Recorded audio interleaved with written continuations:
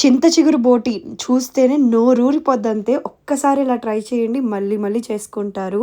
Hello guys! Welcome back to our channel మన సహనా రుచులు. First ఒక బోటి అయితే తీసుకున్నాం పూర్తిగా. దాన్ని ఉడకపెట్టాము. కుక్కర్‌లో ఏస్తే త్వరగా ఉడికిపోతుందనమాట. ఉప్పు, కొంచెం పసుపు, నీళ్లు వేసి ఉడకపెట్టేయండి. ఆ తర్వాత అది పక్కన పెట్టుకొని ఈలోపు నేను 50 గ్రాములు చింత చిగురు తీసుకున్నాను. ఈ చింత చిగురు మంచిగా వేపుకోవాలి. ఒక 3-4 టేబుల్ స్పూన్స్ ఆయిల్ వేసుకొని వేపుకోండి.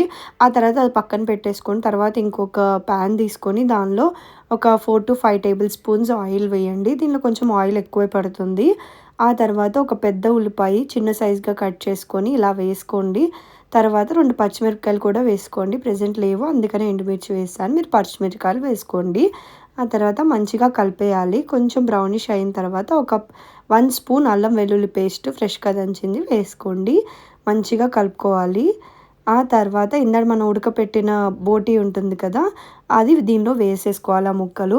సో, ఈ బోటీ చేయడం అనేది చాలా కష్టం అనేసి అందరూ చేయకుండా ఉంటారు. చాలా నీట్‌గా చేయాలి లేకపోతే పచ్చి కంపు కొడుతుంది.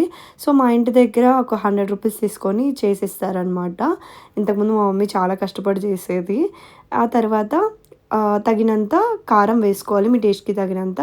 ఇక్కడ మేము 3 టేబుల్ స్పూన్స్ కారం వేసాము. ఈ కర్రీకి కారం ఉంటేనే బావుంటుంది. ఆ తర్వాత ఉప్పు వేసుకోవాలి. మీ టేస్ట్‌కి తగినంత వేసుకోండి.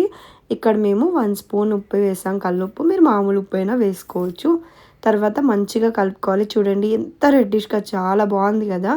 ఆ తర్వాత మేము వాటర్ అయితే వేసుకున్నాము. 1 ½ గ్లాస్ వాటర్ వేసుకున్నాము. అంటే గ్రేవీ కన్సిస్టెన్సీకి సరిపడా వేసుకోండి. ఈలోపు ఇందాకడ చింత చిగురు వేపుకున్నాం కదా! అది పేస్ట్ చేసేసుకోవాలి. ఆ తర్వాత కొంతసేపు ఉడికిన తర్వాత ఆ పేస్ట్ ఇందులో ఈ కూరలో వేగుతున్నప్పుడే వేయాలి.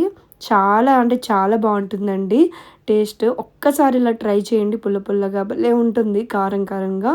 అంతే ఇంకా మన బోటి కర్రీ రెడీ అయిపోయింది. లాస్ట్‌లో కొత్తిమీరతో గార్నిష్ చేసేసి తినేసేయండి.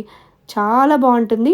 మస్ట్ అండ్ షుడ్ ట్రై చేసి ఎలా ఉందో చెప్పండి. నెక్స్ట్ ఏ వీడియో కావాలో కూడా కామెంట్ సెక్షన్‌లో చెప్పండి. బాయ్.